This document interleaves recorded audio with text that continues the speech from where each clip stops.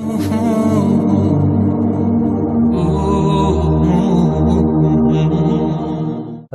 আলাইকুম রহমতুল্লাহি ওবরাকাতুহ। আল্লাহ তাআলা ইরশাদ করছেন, ইয়ামহাকুল্লাহুর রিবা ওয়া ইউরবি সাদাকাত।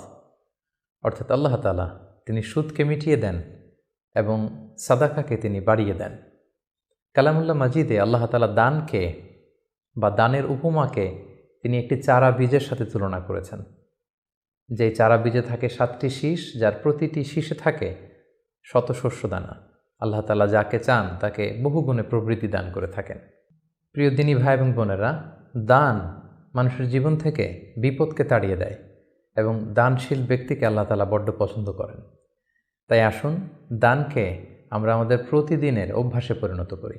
রাসূলুল্লাহ সাল্লাল্লাহু আলাইহি ওয়াসাল্লাম ইরশাদ করেছেন, আহাব্বুল আ'মালি ইলাল্লাহি আদওয়ামুহা ওয়া ইন ক্বাল্লা।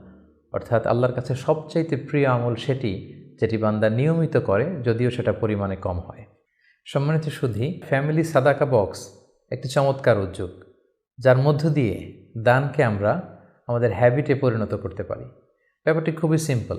প্রতিদিন ঘুম থেকে উঠে এই ফ্যামিলি সাদাকা বক্সে কিছু না কিছু দান করুন এবং মাস শেষে দানকৃত অর্থগুলো সুবিধাবঞ্চিত কোনো মানুষের হাতে তুলে দিন। পরিমাণে যত কমই হোক, আসুন আমরা প্রতিদিন দান করি। আমাদের কোমলমতি শিশুদেরকে দানের ব্যাপারে আমরা উদ্বুদ্ধ করি। আমাদের প্রতিটি সকাল শুরু হোক ফ্যামিলি সাদাকা বক্সে কিছু না কিছু দানের মধ্য দিয়ে। আসসালামু আলাইকুম ওয়া রাহমাতুল্লাহি ওয়া বারাকাতুহু। Be a part of our vision. Do listen,